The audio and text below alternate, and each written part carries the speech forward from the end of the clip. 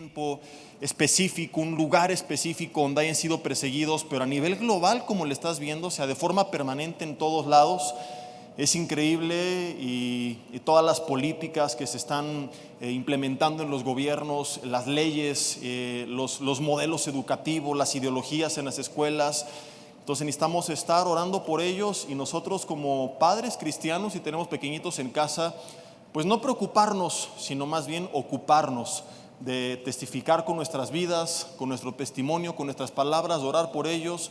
Y papás, mamás, estemos en paz, porque en medio de tantas voces en el mundo que nos las quieran robar, hay una verdad que está por encima de cualquier ley, de cualquier gobierno, y es que si instruimos al niño en su camino, aun cuando fuere grande, dice la Biblia, no se apartará de él. Entonces le pertenecen a Jesús, ¿verdad? Hay que entregárselos a Él y descansar en la promesa que dice: cree en Jesucristo y tú y tu casa serán salvos. Entonces tengamos la paz, pero hagamos lo que tenemos que hacer nosotros también como padres. Y bueno, vimos en el primer servicio un tema que se llamó área restringida, 2 puntos, aprendiendo a vivir en paz. Vimos cómo en medio de un mundo turbulento, con tantos problemas, cuando vienen amenazas que desestabilizan nuestras vidas, cuando perdemos el control sobre el estado financiero, sobre la salud, sobre la familia, cuando la gente toma decisiones que sabemos que van a traer problemas y advertimos y no hacen caso, ¿cómo puedo estar en paz? Y aprendimos nosotros pues a trabajar en lo que nos toca, pero entregarle a Dios aquello que está fuera de nuestro control. Fue un tema bastante interesante. Creo que se transmiten en las páginas de nuestra congregación. Si me confirman atrás, sí, más tarde en YouTube, o en el YouTube de nuestra iglesia, y por ahí lo pueden encontrar para que lo vean después. Y vamos a ver hoy otro mensaje. Vamos a orar. Ahí en tu lugar te invito a que me acompañes cerrando tus ojos, mientras yo pongo aquí mi cronómetro para no pasarme de las 2 horas que me dijeron que tengo máximo como tiempo. Y dile ahí en tu lugar conmigo: Señor, te doy gracias en esta tarde ya, porque estamos aquí con bien, porque tú nos das vida. Señor, ponemos en tus manos este tiempo, esta enseñanza, pidiendo tu dirección, Espíritu Santo de Dios. Quita todo estorbo del medio, toda distracción, cualquier tipo de barrera, de opresión, Señor, en el ambiente físico, espiritual, mental, que puede estarse interponiendo entre tu palabra y nosotros, y que seas únicamente tú sembrando con tu palabra una semilla en tierra fértil que dé fruto. Te pedimos que así sea hecho en el nombre de Cristo Jesús. Amén. Y bueno, quiero hoy compartir con ustedes un tema que he titulado Alegría o gozo en medio de la adversidad. Y no es que sea una continuación del primer servicio, no es que tengas que escuchar el primero para entender son mensajes totalmente distintos, pero sí tengo mucho esta carga de cómo podemos nosotros vivir. Vimos en el primer mensaje en paz, y ahora quiero que vayamos más allá, no solamente estar en paz, sino cómo podemos gozarnos. Ojo con esto, que va a estar bien interesante. No solo en medio de la prueba o a pesar de la prueba, sino cómo puedo gozarme por la prueba en sí mismo o en sí misma. Porque muchas veces cuando se habla de esto, lo recibimos como: bueno, estoy pasando tribulación, pero ni modo, me tengo que alegrar. Y el pasaje que te voy a leer no tiene énfasis, no es alégrate a pesar de la prueba, sino es alégrate por la prueba.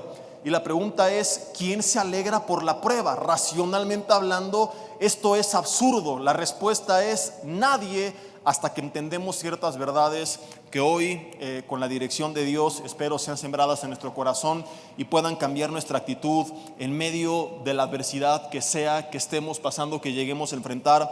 Y quiero comenzar citando esto que escribe Santiago a un grupo de cristianos en el capítulo 1 de la carta que lleva su nombre. Santiago capítulo 1 versículo 1 dice: Santiago, siervo de Dios y del Señor Jesucristo, ¿a quién va dirigido este mensaje? Dice: a las 12 tribus que están en la dispersión, y como dijo Felipe Calderón, salud. Este mensaje, tenemos que entender, antes que nada, va dirigido a la iglesia. Porque una y otra vez encontramos este término: hermanos, hermanos, hermanos, hermanos.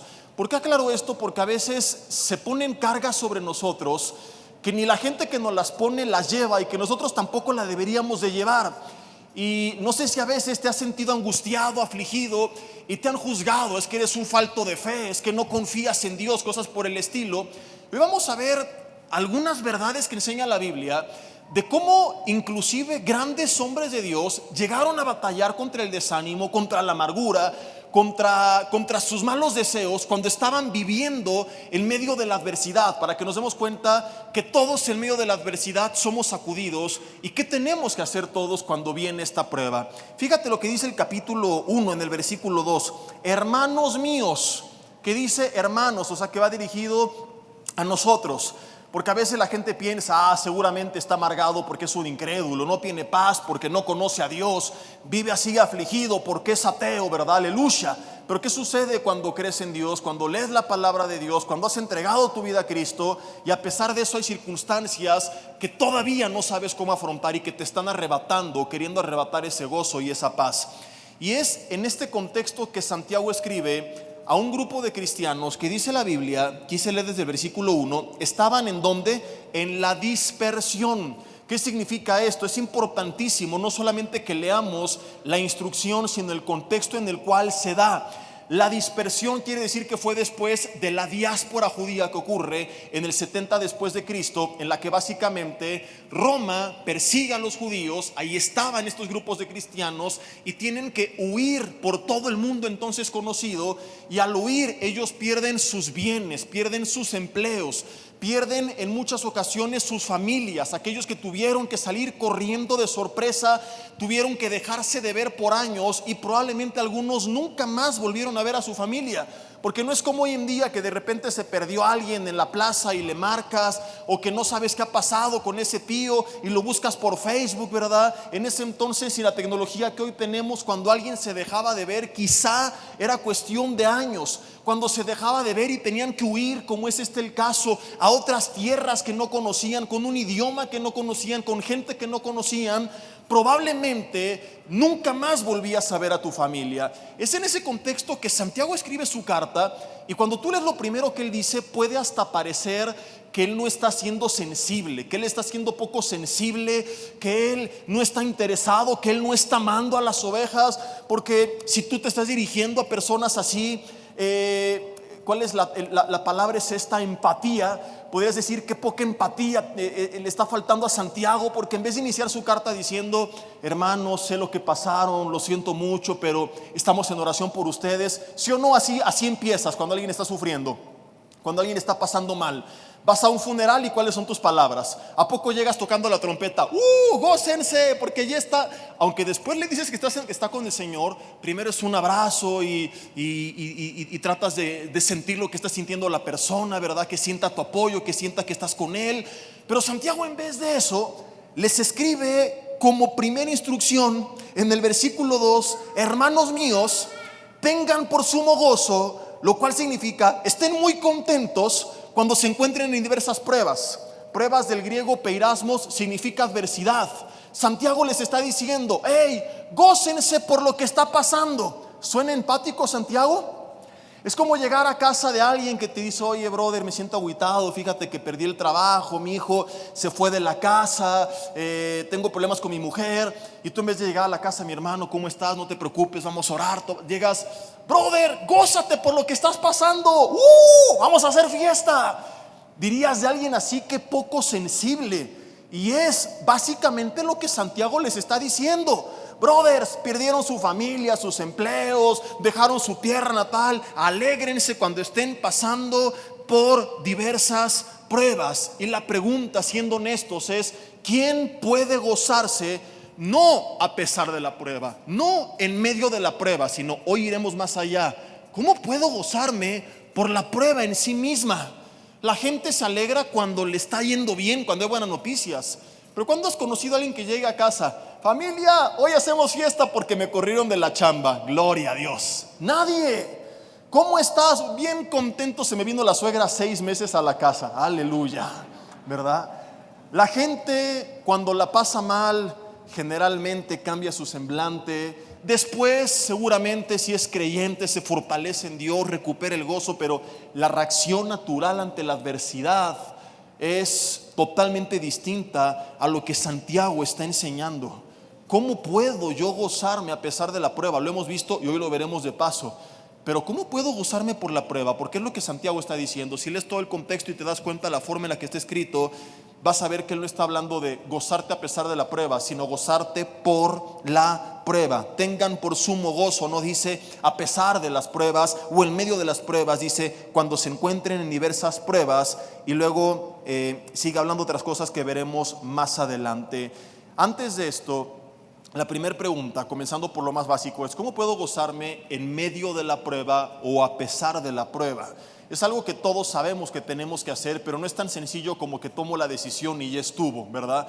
Porque quizá te ha pasado que le cuentas tu aflicción a alguien y te dice, brother, pues gózate, el Señor es tu fortaleza, y tú dices, bueno, ¿crees que no lo sé? O sea, no es de que me levanto en la mañana y digo, hoy tengo la intención de vivir amargado, de ser mala copa, tóxico, externar mi frustración. Obviamente te levantas con las ganas de disfrutar de la vida que Dios te ha dado, pero son las circunstancias las que están haciendo que tus emociones sean distintas a lo que tú quisieras reflejar.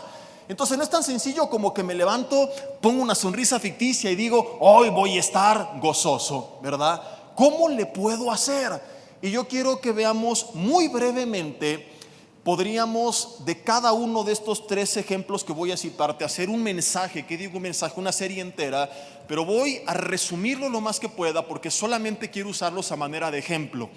3, escúchame, grandes hombres de Dios que tienen en común esto. Los 3 pasaron por pruebas muy difíciles.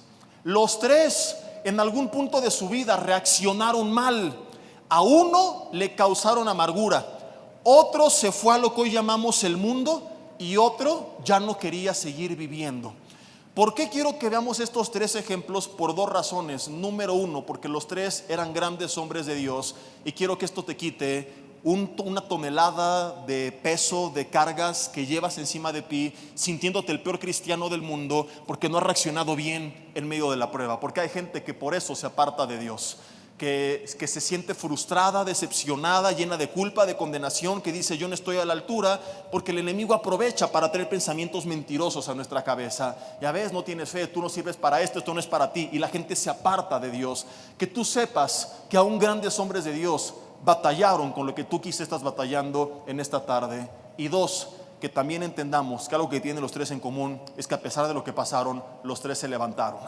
Porque no se trata de usar esto como justificante, ya ves, por eso aquí me voy a quedar en el suelo, sino que independientemente de cómo estábamos reaccionando, es el día de levantarnos y veremos qué es lo que pasó con ellos. Y empezamos con José. José es de los hombres de Dios más famosos en todo el Antiguo Testamento, es quizá uno de los que tenemos una biografía más amplia, y si hay alguien que tenga un testimonio de buena actitud en la Biblia, es José. Quiero que dejes algún separador en Génesis capítulo 49, porque quiero que leamos en estas páginas que a veces no ponemos tanta atención, algo bien importante que revela su padre, que no sabemos en qué momento de su vida fue que lo vivió, pero que ahí está, y que si el Espíritu Santo lo inspira es por algo. Antes de comenzar, de leerte lo que se nos revela de José, quiero contarte rapidísimo en 3 minutos por qué digo que si hay alguien que tiene una buena actitud en la vida, en la Biblia, es José. A José de entrada, por envidia, todos lo sabemos, sus hermanos lo venden como esclavo.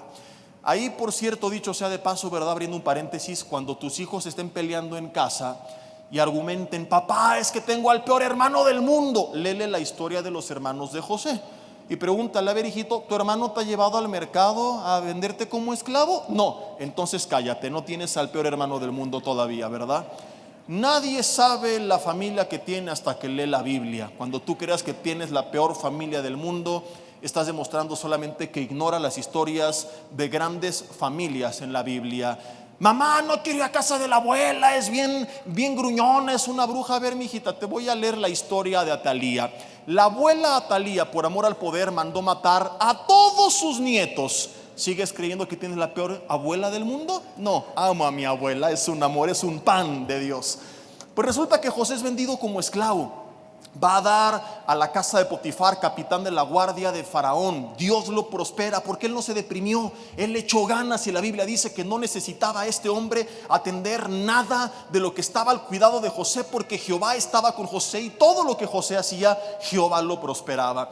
Pero un día Potifar sale de viaje y la esposa de Potifar, que era una señora bien tóxica y bien cusca, quiso, ¿cómo te lo explico?, probar las carnitas hebreas, para que me entiendas. José se resistió y la otra, de ardida, lo calumnió con su marido, acusándolo de intento de abuso. A causa de esto, José va a dar injustamente a la cárcel. ¿Qué hacemos tú y yo cuando estamos sufriendo por una injusticia? Hay gente que se enoja con Dios, hay gente que se deprime, que se amarga, hay gente que se aparta de la fe. La Biblia dice que José tuvo tan buena actitud en la cárcel que nuevamente no necesitaba el jefe de la cárcel atender nada de lo que estaba al cuidado de José, porque Jehová estaba con José. Y otra vez dice la Biblia que Jehová bendecía todo lo que José hacía. En la cárcel tú y yo sabemos que conoce al copero y al panadero, que les interpreta 2 sueños, que el copero le recomienda después con Faraón, y que esto lo posiciona en un lugar de poder, de autoridad. Pero nunca nos damos cuenta cuál es la raíz de todo esto. La raíz de esto es que José tuvo una buena actitud a pesar de la adversidad. En vez de estar en la cárcel triste, pobre de mí, cuánto estoy sufriendo, la esposa de Potifar, doña Poti, me calumnió, ¿por qué permitiste esto, Señor? La Biblia dice que cuando él ve al copero y al panadero que estaban tristes, se acercó a ellos. Señores, veo mal su semblante, ¿qué es lo que tienen? Y gracias a que un hombre se preocupa por los demás, vino todo lo que conocemos.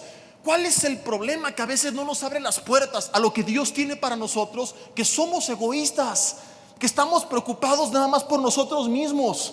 Por eso hay tanta gente frustrada en las iglesias y no encuentra el lugar donde sea llena, porque están yendo únicamente con la expectativa de recibir y se han olvidado que es más bienaventurado dar que recibir. Y no estoy hablando de dinero, para que no te me confundas, porque dice primera de Simba 10:12 que el león piensa que todos son de su condición. No voy para allá. Me refiero a que mucha gente anda ahí, a ver quién me da una palabra, quién ora por mí, quién me atiende, quién me aconseja. Y en esta iglesia no hay amor, en esta tampoco, en ninguna hay amor. ¿Y por qué no lo encuentran? Porque todo el mundo lo quiere recibir, pero nadie lo quiere dar. Porque no hemos entendido que no hallaremos la satisfacción en la medida de lo que recibimos, sino cuando ponemos nuestra vida al servicio del reino de los cielos para dar. Para decir a quién le voy a compartir, a quién le voy a predicar, por quién voy a orar, a quién voy a aconsejar, a quién voy a ministrar. Cuando entiendes que Dios te puso para ser la luz del mundo, la sal de la tierra, cuando empezamos a ser de bendición. Hay matrimonios frustrados porque solo están pensando en recibir y se olvidaron que desde la fundación del mundo la primer pareja fue creada para dar. Los puso Dios, Adán y Eva, para señorear y sojuzgar la tierra. No hallará satisfacción ni plenitud hasta que como pareja se junten para hacer algo para el reino de los cielos. Para decir, vamos a orar por alguien, a predicarle a alguien, a discipular a alguien, a visitar algún hospital, algún centro de rehabilitación, las calles, lo que sea. Pero Señor, ¿de qué manera te podemos servir? ¿De qué manera podemos ser luz? José lo entendió y fue luz. Y José, a pesar de su conflicto interior, se acerca con estos hombres que estaban tristes, y conocemos el resto de la historia. Por eso es que es increíble que leamos que en Génesis 49 versículo 22 la Biblia cita las palabras de su padre diciendo: rama fructífera es José, rama fructífera junto a una fuente, cuyos vástagos se extienden sobre el muro. Todo esto lo sabemos, pero de repente, sorpresa, versículo 23, le causaron, no dice se amargó, dice que le causaron amargura. Y utilizo una analogía para describir lo que vivió. Hasta el niño está gritando en este momento. Dice, son los efectos especiales del mensaje. Dice, y le aborrecieron, no dice el arquero, dice en plural, los arqueros, dice la Biblia, le asaetearon. Qué increíble la analogía que utiliza su padre, porque no habla de una flecha, habla en plural de muchas flechas. Habla en plural de muchos arqueros, que dice la Biblia, le causaron amargura. ¿Cuántas veces te has sentido así? Que dices, ok, si llega una, la puedo esquivar, la puedo detener. Tengo el escudo de la fe y aquí está una y otra y otra. Pero cuando llegan todas las flechas juntas Y se juntan toda una serie de problemas y traiciones y calumnias y crisis y enfermedades y problemas en casa y en la escuela y en el gobierno y en la familia y en el trabajo y en la calle y por todos lados. Dices una y otra, llega un punto en el que ya no encuentras guarida y son tantas las flechas que, como José, tú tenías la mejor intención del mundo, tú tenías una buena actitud, tú tenías ganas de vivir, tú querías ser feliz, pero dices, me asaetearon los arqueros. Fueron tantas que en algún momento ya no lo pude sobrellevar y me causaron amargura. Gente que empieza a hacer una tras otra, tras otra, tras otra, tras otra, que llega un momento que ni aún un José puede evitar sentirse durante un momento de su vida con cierta amargura en su corazón. Hay gente que a lo mejor así se encuentra, y José así vivió un tiempo. ¿Y sabes cuál fue la clave? No sabemos cuándo vivió esta amargura, pero la primera clave que tenemos que entender, que lo hizo poderse levantar y vivir con gozo, es que hay algo que nunca hizo él, y fue que jamás rompió su relación con Dios. Que donde quiera que él estuvo, aún en medio de esa amargura que su padre describe le provocaron, él siempre se mantuvo aferrado a Dios. Él seguramente fue honesto y externó delante de Dios lo que sentía. Y este es algo que tienen en común muchos grandes hombres de Dios como David. ¿Has leído aquel salmo donde David ora de sus enemigos y dice: Señor, que sean sus mujeres viudas y sus hijos huérfanos? ¿Sí te acuerdas de él o no? No lo cito porque no lo tenía planeado, se me vino a la mente ahorita, pero te prometo que ahí está. Lee todos los salmos hasta que lo encuentres, ahí va a estar, ¿verdad? Y dices, oye, está bien que ore, que ok, entiendo sus enemigos, pero la esposa, ¿qué culpa tiene? ¿Los niños? No haya para ellos amparo, dice, que mendiguen el pan. Atentamente David, un hombre conforme al corazón de Dios. Y dice, si este es el que es conforme al corazón, ¿cómo es el que inspiró el diablo? ¿Verdad? ¿Por qué David oró así? Porque David fue honesto con Dios. David estaba pasando un tiempo de amargura y le dice, Señor, esto es lo que siento. Y eso es lo que Dios quiere, mis hermanos, que seamos cristianos genuinos y que nos quitemos la careta delante de Él, porque Él conoce tus pensamientos y Él conoce tu corazón. Y a lo mejor tú dices, ¿cómo le voy a decir a Dios lo que siento? De todas formas lo sabe. Y es mejor que se lo diga, Señor, sé que no está bien, pero es que le tengo rencor y es que no lo soporto y es que no lo quiero ver. Y otra vez perdió el Cruz Azul y que les caiga fuego del cielo, y que a lo mejor te escucha, ¿no? Que desahogues tu corazón delante de Él, aún en medio de tu amargura, que no rompas por nada tu relación con Dios. Porque si tú te acercas a Él, aún en medio de esta situación, Él te va a levantar. Pero si tú rompes tu relación, ahí es donde el enemigo aprovecha para hacerle el problema más grande y destruirnos por completo. Otro hombre fue el mismo David, que a pesar de las pruebas que pasó, y es impresionante su testimonio, ¿hay alguien en la Biblia que quieras utilizar como ejemplo de lo poco que recibió a pesar de lo mucho que dio? Es David. A David lo menosprecian desde su juventud su padre, sus hermanos. Y no quiero meterme en detalles por el tiempo, pero son increíbles los detalles de su historia. El rey que lo apoya, después por envidia lo manda a matar. Pierde a su esposa Mical, años después la recupera y también lo menosprecia.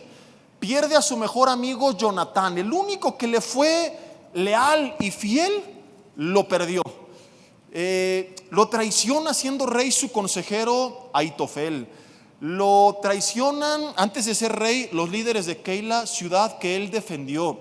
Lo persiguieron, además de su pueblo, ejércitos extranjeros, los filisteos, los amonitas, los moabitas, los suegritas, un montón de gente que causaba pánico en aquella época.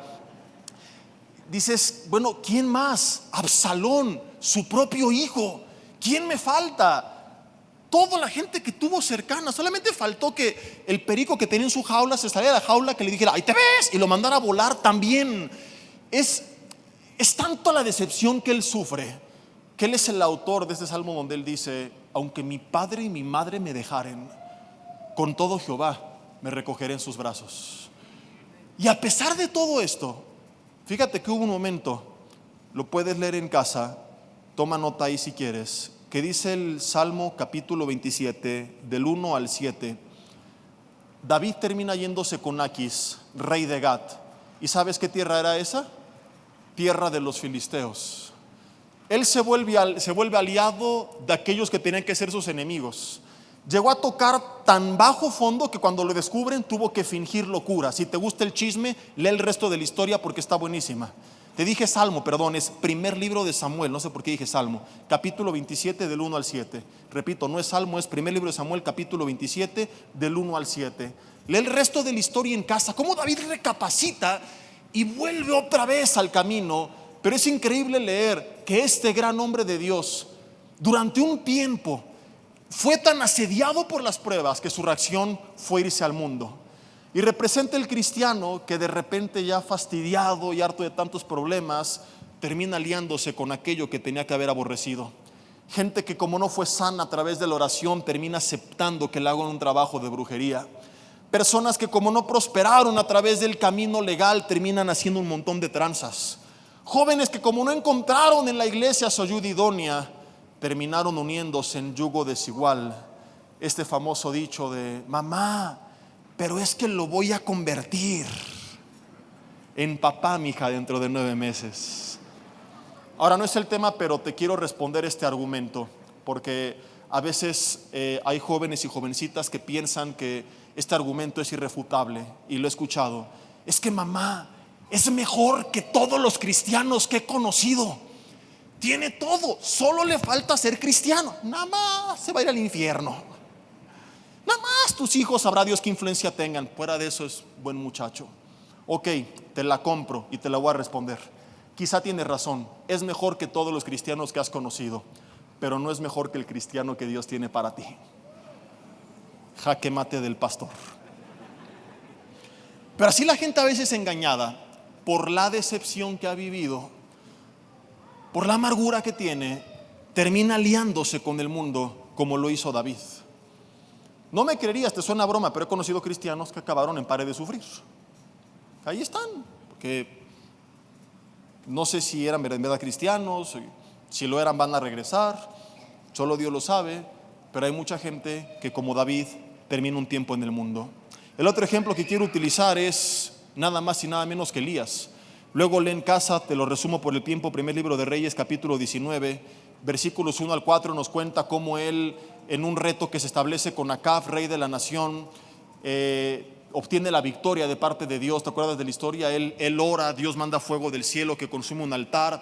450 profetas falsos que adoraban a Baal no obtuvieron respuesta de su Dios Baal, son degollados, el pueblo se vuelve a Dios, hay un avivamiento, la gente clama: Jehová es el Dios. Llega Acab emocionado a casa a contarle a Jezabel, su esposa, lo que había pasado, y lo que nos cuenta el resto de la historia es que Jezabel amenaza de muerte a Elías.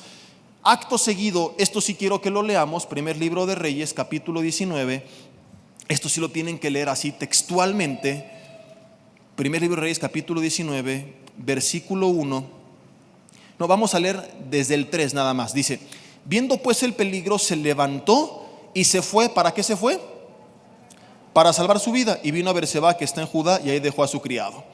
Versículo 4. Se fue por el desierto un día de camino, y se sentó debajo de un enebro, y deseando morirse dijo: basta yo, Jehová, quítame la vida, pues no soy yo mejor que mis padres. ¿Por qué se fue en el versículo 3? Para salvar su vida. ¿Y qué le está pidiendo a Dios en el versículo 4? ¿Nunca te has preguntado qué pasó con Elías? ¿Es bipolar o te imaginas a los ángeles del cielo? A ver, Elías, en el versículo 3 te quieres salvar y en el 4 te quieres morir. Entonces, y no es un pancho el que está haciendo, no es para llamar la atención, como algunas hermanas en Facebook: estoy muy triste, me quiero morir. ¿Qué te pasa, amiguis? Inbox. Nada más quieren llamar la atención. No. La palabra deseando viene del hebreo shael, significa pedir, requerir, demandar. Le está diciendo Dios: te exijo que me quites la vida. Realmente no estoy a la altura de mis padres. Yo no tengo la fe de Abraham, de Isaac, de Jacob. Yo no soy como ellos. Yo hasta aquí llegué. Y dices: ¿por qué si acabas de enfrentar con valor a 450 hombres que adoraban a Baal y los derrotaste? Hoy tienes miedo de la amenaza de Jezabel. Y aquí hay una moraleja, y es bíblica. Y es que una mujer enojada da más miedo que 450 hombres juntos. Digan los hombres: esto es palabra de Dios. Algunos hasta les dio miedo decirlo, confirmación de que tengo la razón. Lo bueno es que hoy no está mi esposa conmigo, se quedó en la iglesia de Toluca, así que no le digan que les conté esto, ¿verdad? Pero ya hablando en serio, ¿qué sucede con Elías? ¿Por qué en el versículo 3 te quieres salvar y ahora te quieres morir? Porque si te querías morir no huyes, te quedas para que te maten. Entonces imagino a Dios, oíste para salvar tu vida y ahora te quieres morir, pues te hubieras quedado y te mataban. Y la respuesta es bien sencilla. Entre los dos versículos hay algo que no podemos pasar por alto. Dice que se fue por el desierto. ¿Cuánto tiempo? Ahí está en pantalla si no traes tu Biblia. Un día de camino de desierto. No fue solamente un desierto físico sin agua y sin comida. Yo estoy seguro y te voy a contar por qué, que fue un desierto espiritual en el que ese día ese hombre se desconectó de Dios. Ahorita te lo voy a demostrar, pero antes quiero explicar esto. Tú le sumas a tu prueba, a tu adversidad, a tu amenaza, un día de desierto y es más que suficiente para derribarte. El enemigo anda como león rugiente alrededor buscando a quien devorar. En cuanto nos vea vulnerables y débiles, él sabe que no puede desaprovechar esa oportunidad. Le dijo Dios a Israel: acuérdate de Amalek, cómo te salió en el camino al encuentro, cuando tú ibas cansado y trabajado y no tuvo ningún temor de ti y desbarató a la retaguardia de los débiles que iban hasta atrás.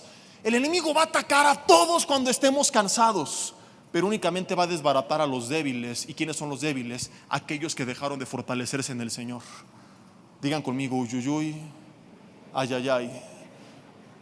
Tú puedes decir me siento triste y es normal, aunque no es correcto vivir así, como te dije al principio. Quise quitar esta carga para que no digas soy el peor cristiano del mundo. No, todos en momentos de dificultad inicialmente no sabremos cómo lidiar con aquella emoción, y parte natural del proceso es decir me siento triste, deprimido, ansioso, con miedo. Lo que no puedes darte el lujo es de quedarte así y desconectarte de Dios. En medio de la emoción que estés sintiendo, el Señor, no me voy a soltar de ti. Me siento enojado, desanimado, angustiado, afligido, pero tú eres mi fortaleza, tú eres mi pastor, mi refugio, mi esperanza, castillo mío. No me voy a soltar, porque cuando tú te aferras a Él, Él te va a levantar. 7 veces cae el justo, pero vuelve a levantarse, porque Jehová sostiene su mano. Ojo con el término, no dice extiende, dice sostiene. Significa que aún en el suelo no puedes dejar de tomarte de la mano de Dios. Pero cuando tú le sumas a tu desierto físico, a tu prueba, un día de desierto espiritual, que además de la enfermedad, de la crisis, del problema, ese día te desconectaste de Dios, es el cóctel perfecto, venenoso y mortal, para que tú pierdas por completo las ganas de vivir. ¿Cómo sabemos que fue un desierto espiritual? Porque Elías inicialmente es presentado como un hombre que llega delante del rey y le dice: vive Jehová, en cuya presencia estoy. Pero después de esta historia, un ángel se aparece a Elías, le dice: levántate y come. Se tira al suelo después de haber comido. Levántate y come, porque el largo camino te resta. Enseñanza preciosa, pero hoy no quiero meditar en ella, o no tenemos el tiempo para enfocarnos en esto que no es parte del tema. Total que se levanta, come, va a la cima de una montaña y dice que se presenta delante de él un viento fuerte que rompía las peñas, un terremoto, un fuego, pero en ninguno de estos 3 eventos estaba Dios.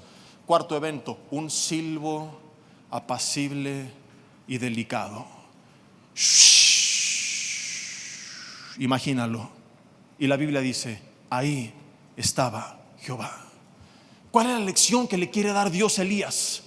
Que Elías, de ser este hombre que vivía en la presencia de Dios, de repente se acostumbra tanto a las emociones fuertes, a que el fuego del cielo y la lluvia y que les corten la cabeza y millares de personas gritando Jehová es el Dios, Jehová es el Dios, que él dejó de buscar a Dios en la intimidad, que él dejó de ser el que se presenta con Acab y dice vive Jehová, en cuya presencia estoy.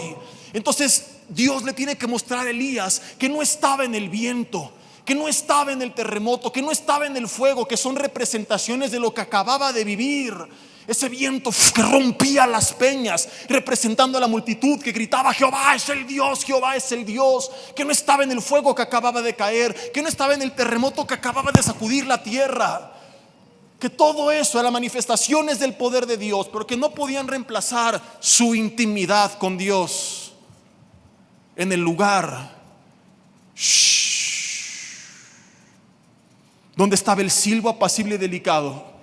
lejos de los reflectores, lejos de las multitudes, donde solo estaban Dios y Él.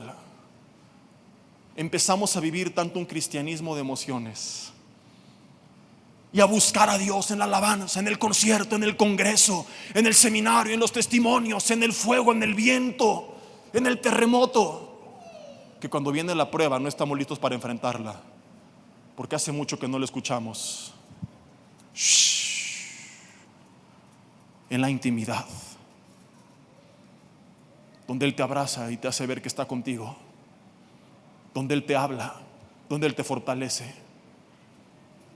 Y así como Elías necesitaba regresar a esa intimidad, hoy tú y yo en medio de la adversidad tenemos que entender esto: no hallaremos gozo si no recuperamos la intimidad.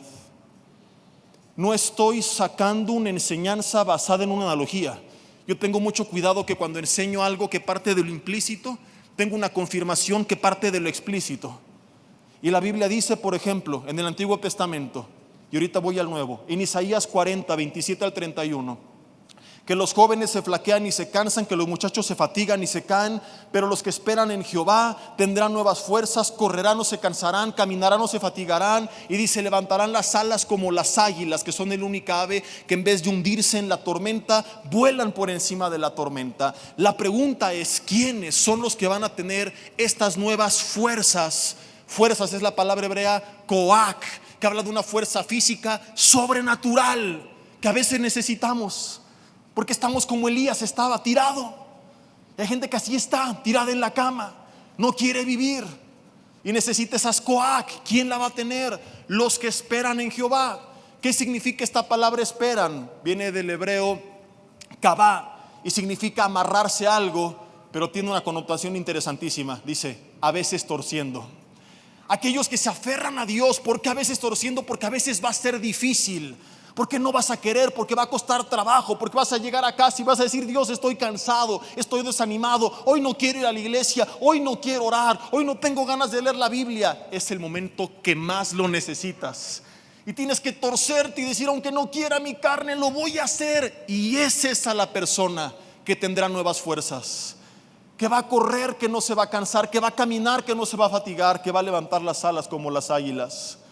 Jesús fue claro y contundente acerca de esto y dijo, el que permanece en mí va a llevar fruto, mucho fruto y más fruto, pero separados de mí, Juan 15:5, señores, nada podemos hacer. Pablo, queremos seguir viendo ejemplos explícitos. Filipenses 4:13 es famoso porque es donde él menciona, todo lo puedo en Cristo que me fortalece. Y es de los versículos más sacados de contexto para aplicarlo como nos da la gana. Llega la gente al gimnasio, todo lo puedo en Cristo que me fortalece. No, Señor, hay que echarle ganas, ahí no aplica, ¿verdad? Él está hablando de las pruebas. Desde el versículo 11 dice, he aprendido a contentarme cualquiera que sea mi situación. En todo y por todo estoy enseñado, así como para estar saciado, como para tener hambre y necesidad. Pablo menciona que aprendió a tener contentamiento en la riqueza, pero también lo aprendió a tener en la necesidad.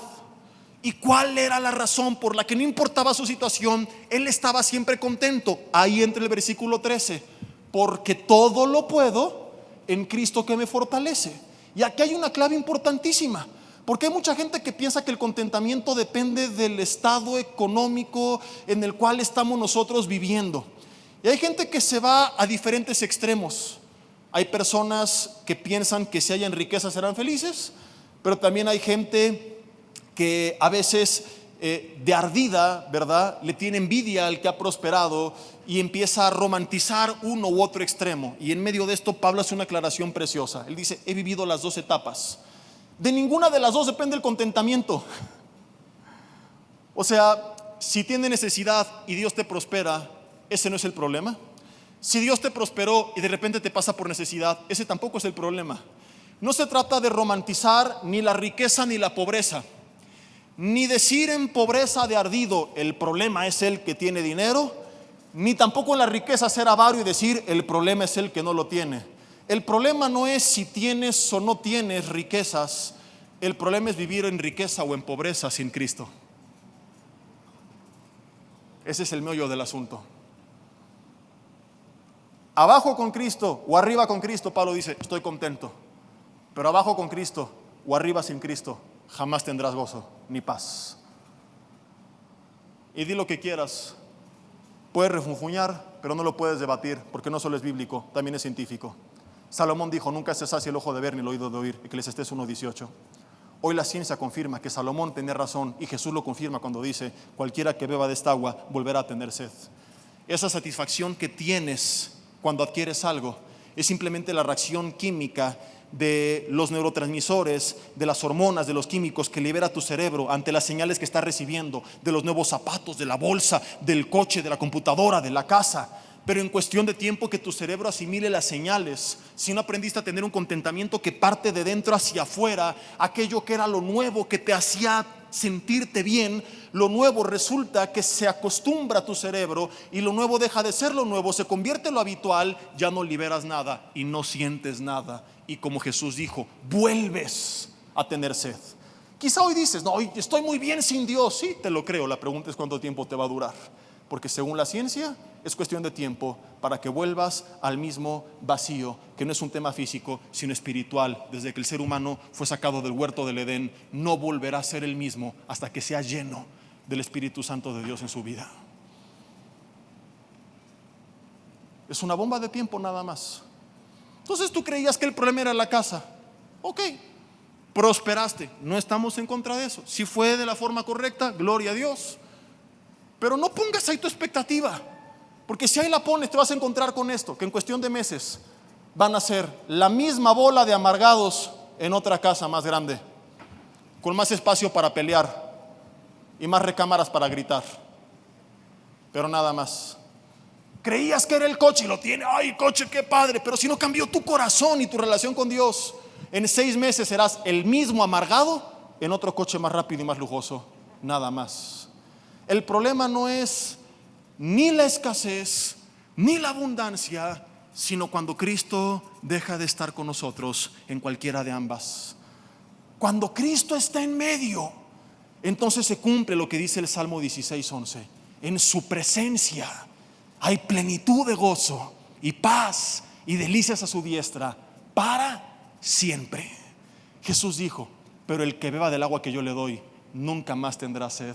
De su interior saltarán ríos que corran para vida eterna. Tenemos que entender, número 1, que la primera forma de tener contentamiento a pesar de la adversidad es solamente cuando, independientemente de cómo nos sintamos, nos torcemos y nos aferramos a Dios. Pero la pregunta que seguimos sin responder, y con la que quiero terminar en el poco tiempo que nos quedan, solo nos quedan 45 minutos más, es: ¿y cómo le hago para poner en práctica lo que Santiago me dijo? Ok, ya aprendí cómo gozarme a pesar de la prueba, pero ¿por qué me voy a gozar por la prueba?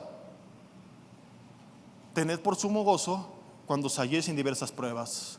El siguiente versículo es clave, versículo 3 de Santiago 1: sabiendo que la prueba de vuestra fe produce paciencia, mas tenga la paciencia su obra completa. Lo que Santiago está diciendo es esto: tu prueba no es en vano. Tu prueba va a producir paciencia, y la paciencia tiene un propósito. ¿Cómo puedo gozarme por la prueba? Solamente cuando tengo información acerca del propósito de la prueba. Y lo voy a explicar con un ejemplo para no hacernos tantas bolas y no alargar tanto el mensaje. ¿Qué reacción tienes o qué emoción sientes si yo te propongo esto? Mi hermano, hoy acabando el servicio, vamos a sentarnos todos en un sillón durante unas 13 horas seguidas. Nadie se podrá parar más que para ir al baño.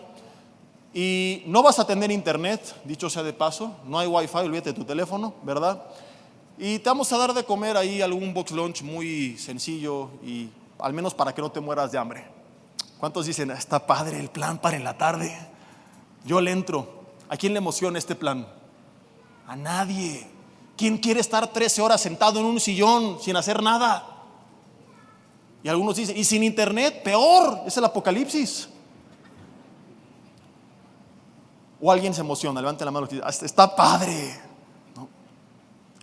Déjame le añado un poco más de información, porque es lo que Santiago está diciendo. Nuestro problema por el cual no podemos gozarnos por la prueba es porque nos falta información acerca de la prueba. Y Santiago le está revelando, dice, sabiendo que la prueba de tu fe, Santiago está diciendo, tu prueba no es en vano, tu prueba tiene un propósito, va a producir paciencia y la paciencia va a tener su obra. Dios a través de eso va a hacer algo en ti. Entonces lo que falta es información. 13 horas en un sillón, pero no es cualquier sillón, es el sillón de un avión en primera clase. Nos vamos a Europa todos, a un tour 3 meses por todo el mundo, todo pagado. ¿Tu jefe ya te dio permiso? Y te triplicó el sueldo durante ese tiempo para que gastes con confianza. Hasta sonrieron. ¿A cuántos ahora sí les emociona el plan? Levanten la mano, bola de materialistas. No, no es cierto. A mí también me emociona. La pregunta es, ¿cambió la prueba? No. ¿Por qué la primera reacción fue un silencio total? Y cuando después te propuse lo mismo, sonreíste y está padre, porque la prueba no ha cambiado. Solamente te revelé el propósito de la prueba. Te dije, oye, no son 13 horas en vano, son 13 horas de trayecto a este propósito maravilloso. Lo que nos falta a veces para gozarnos es información de cuál es el propósito de la prueba. Y ahí es donde entra la fe. Porque la fe es, Hebreos 11:1, no solo la convicción de lo que no se ve, no solo estar seguro que Dios está obrando, sino también la certeza de lo que se espera. Cuando yo creo en la palabra de Dios, en la promesa de Dios, en el plan de Dios, entonces mi actitud es totalmente distinta y solo ahí puedo gozarme. Y por eso la Biblia dice, el justo por la fe vivirá. Si yo no camino con la convicción de lo que voy a ver, no puedo seguir viviendo, voy a sobrevivir. Pero para poder vivir la vida que Dios tiene para mí, tengo que mirar más allá de la prueba y creerle a Dios cuando me dice que hay un propósito detrás de la prueba. Si yo pudiera ver lo que Dios va a hacer a través de la adversidad, podría sonreír como José, que cuando sus hermanos lo vendieron como esclavo, todo obró para bien, y 20 años después se encuentra con ellos gobernando en Egipto y les dice, no se preocupen, ustedes pensaron mal en contra de mí, pero Dios lo encaminó a bien. Si él pudiera regresar el tiempo, ¿crees que se hubiera amargado? Hubiera dicho, Señor, gracias porque esta turbulencia y granizo en medio del avión, sé que no son en vano, pronto vamos a aterrizar en un lugar maravilloso, tú vas al mando y mientras tanto yo descanso porque creo que esto no es en vano, que tiene un propósito. Y así es el camino del justo, dice la Biblia, como la luz de la aurora. Hoy no entiendes, pero va a ir en aumento hasta que el día sea perfecto. Pero si tú retrocedes y dejas de avanzar, nunca vas a descubrir cuál es el propósito. Y de aquí a que aterrices, solamente nos queda esto, que es caminar con fe. Y caminar con fe no es caminar con resignación, es caminar con la convicción de lo que no se ve, con la certeza de lo que se espera. ¿Qué quiero decir en términos prácticos? Que a lo mejor lo que tus ojos, humanamente hablando, ven es a un hijo que no quiere saber de Dios, que te dice, mamá, soy ateo y creo que vengo del chango, jamás voy a creer en tu Dios. Volteas a ver a su padre y te preguntas si no quizá tiene razón. Y tienes dos opciones: oír esa voz y amargarte, o decir, Señor, a través de este proceso tú lo vas a quebrantar, algo vas a hacer en su vida, y no me importa lo que él diga, tu palabra dice, cree en Jesucristo y tú y tu casa serán salvos. Así que tarde o temprano, porque tengo fe, creo que tu Espíritu Santo lo va a quebrantar, lo va a redarguir, lo va a convencer de pecado, y ese joven ignorante va a doblar su rodilla y va a confesar que Jesús es el Señor, para gloria de Dios Padre. Porque eso es lo que tú dijiste y a mí no me interesa lo que él diga, sino lo que tú dices. Y cuando tú crees que a través de su terquedad Dios está obrando y pones tus ojos en la palabra, puedes gozarte y decir, que siga rebuznando, pronto voy a ver tu mano sobre su vida. Cuando tú crees que Dios está obrando, Señor, gracias, perdí el empleo y a lo mejor lo perdí porque me vas a dar algo mejor. Hay personas que ha pasado esto, perdieron algo y Dios les dio una cosa mucho mejor. O a lo mejor no es de la misma naturaleza, Señor, quizá no me va a ir mejor, inclusive voy a pasar un tiempo de crisis, pero en este tiempo tú vas a obrar en mi corazón, en mi familia. A lo mejor era necesario para quebrar el orgullo, la soberbia, para volverte a Él. Es decir, no siempre es que a través de la prueba Dios va a obrar algo mejor en la misma naturaleza, quizá de otra naturaleza, pero de que va a obrar, va a obrar. A lo mejor el resultado no es que te va a sanar de esa enfermedad, sino que va a obrar en ti a través de la enfermedad.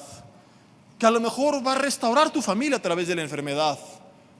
Yo tuve una tía que entregó su vida a Cristo a través de la enfermedad, y humanamente hablando hubiera querido que sobreviviera, pero si lo pongo en una perspectiva eterna, digo, prefiero que haya partido, que hoy esté en el cielo, a que se hubiera quedado y se hubiera ido al infierno. Si eso fue necesario para quebrantar su corazón, gloria a Dios. A eso me refiero, porque hoy se venden muchos espejos y se vende humo y se presenta a Dios como que viene a cumplir absolutamente todos nuestros sueños. Entonces muchas veces su respuesta va a ser no. Muchas veces no va a pasar lo que queremos. Eso no lo sabemos, pero de que algo va a ser a través de la adversidad, algo va a ser. Porque una verdad que no cambia es: los que aman a Dios, todas las cosas les ayudan para bien. Yo recuerdo cuando llegué a Toluca hace algunos años. Yo viví en Mérida 3 años aproximadamente, nací en Ciudad de México. Cuando llegué a Toluca yo estaba enojado. Yo le reclamaba a Dios porque yo no quería regresarme al centro de la ciudad. Yo estaba feliz allá, y mis amigos, y Señor, y aquí no me gusta, y había una lucha ahí interna en la que yo no estaba de acuerdo y quisiera que se revirtiera todo. Y un domingo yo serví en la mesa de materiales donde antes se grababan, no digamos los USBs ni CDs, los cassettes del doctor Alducin. ¿Se acuerdan de aquellas épocas? Cuando predicaba el apóstol Pablo con nosotros en persona todavía, ¿verdad? Y yo estaba en la mesa más o menos sentado aquí, y en la iglesia de Toluca un domingo volteo a ver hacia la izquierda, y donde empieza la primera fila de sillas, veo una niña con un suéter color azul aqua, cuello de tortuga, ojos verdes, y casi pude imaginar a los ángeles del cielo preguntándole a Dios: dile a Jessy que qué decía de Toluca, ¿no? Y yo respondiéndole: no, aquí nada más de bocón, Señor. Esa niña años después se convierte en mi esposa, con quien este año cumplimos 14 años de casados. Tenemos una hijita preciosa que ama a Dios de 9 años. En esa iglesia conocí a Cristo personalmente, le entregué mi vida, cambió mi propósito, puso en mi corazón las ganas de servirle. Llegó un punto en el que le dije: no me imagino haciendo otra cosa que no sea predicando tu palabra. A donde me lleves, aunque sea una sierra, acampando, me lo puedes o no creer, pero realmente había esa convicción en mi corazón de hacer su voluntad, sea cual sea. Mi vida cambió radicalmente. ¿A qué voy con esto? Hoy volteo para atrás y le digo: Dios, gracias por esa prueba. Si regresara el tiempo y pudiera saber todo lo que Dios iba a hacer, ¿tú crees que me habría quejado? A veces no sabemos lo que Él va a hacer. Dios respondió de otra manera a lo que yo esperaba. A eso me refiero con que la respuesta será de otra naturaleza. No regresamos a Mérida. Yo no sé qué hubiera pasado si me hubiera quedado allá. A lo mejor ni siquiera habría conocido a Cristo. A lo mejor sí estaría en una iglesia yucateca predicándole a los yucatecos: Mare, arrepiéntete, hermano, porque si no te arrepientes va a venir el diablo y te va a romper los dientes. Bomba, ¿no? O no lo sé. Solo sé que soy testigo de que cuando decides confiar en Él a pesar de tus conflictos internos, y en medio de esa lucha decirle: no me gusta y no estoy de acuerdo, pero me aferro a ti, tarde o temprano el panorama se aclara, y sí o sí su voluntad siempre es buena, agradable y perfecta. Esos son sus planes para nosotros, de bien y no de mal. Cuando no sean conforme a los tuyos, nunca olvides Isaías 55, son mejores que los tuyos.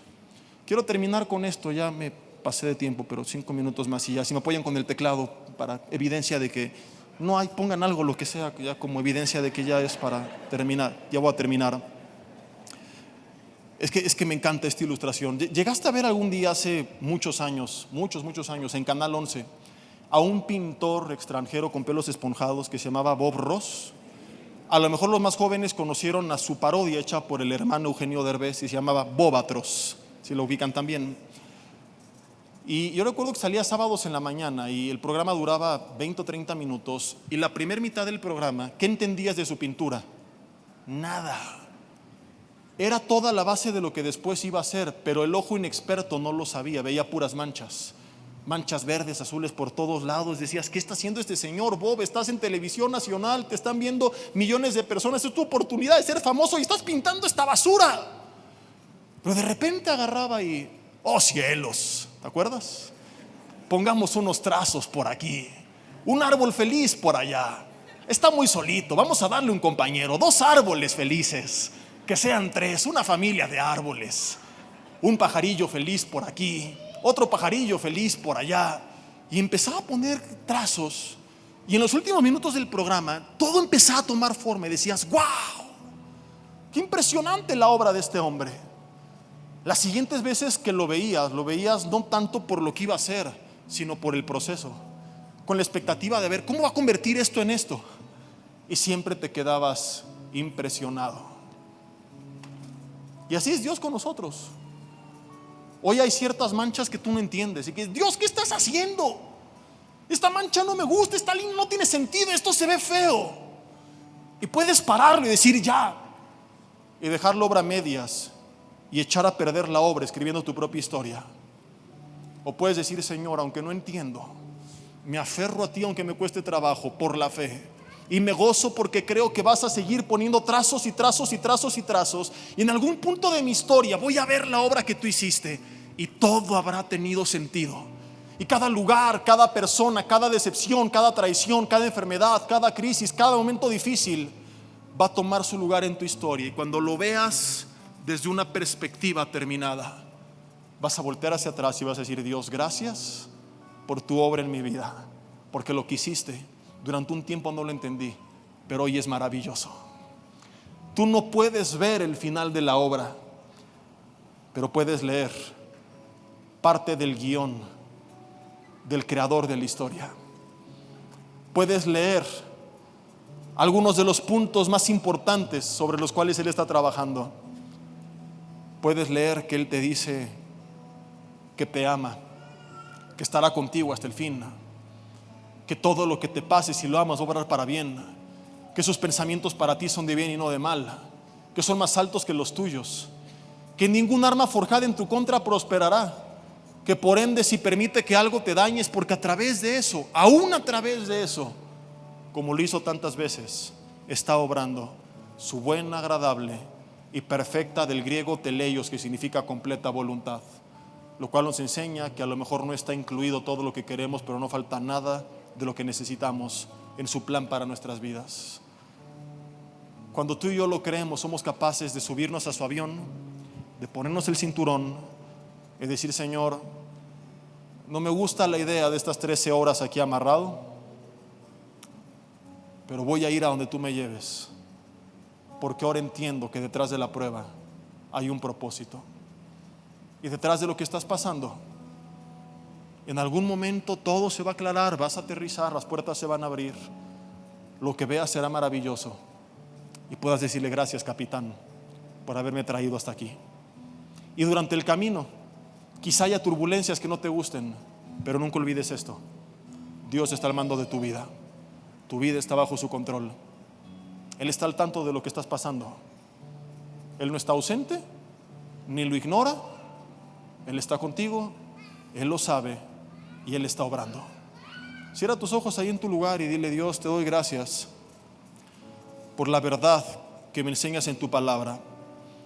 Y hoy te entrego todo aquello que me ha traído aflicción, y de forma simbólica, si quieres, levanta una de tus manos al cielo y llámale por su nombre. Dile: aquí está esta angustia, esta enfermedad, esta crisis, esta preocupación, esta amenaza. Hoy me despojo de todas estas cargas, Señor, y decido en medio de la aflicción no soltarme de tu mano. Pase lo que pase, seguiré aferrado a ti, Señor. Seré honesto contigo, abriré mi corazón. No voy a vivir tras una careta. Pero no solamente, Señor, voy a gozarme a pesar de la prueba. Hoy dile: gracias por la prueba. Si es una prueba que yo provoqué, dame sabiduría para resolverlo, Señor. Si es algo que vino a causa de una mala decisión, enséñame cuál es el camino correcto. Y en vez de vivir con culpa, seguiré el consejo de tu palabra, que dice que no me fíe en mi propia prudencia, que no me apoye en mi propio consejo, que no sea sabio en mi propia opinión, que me fíe de Jehová de todo mi corazón. Y tu promesa es que Él va a enderezar mis veredas.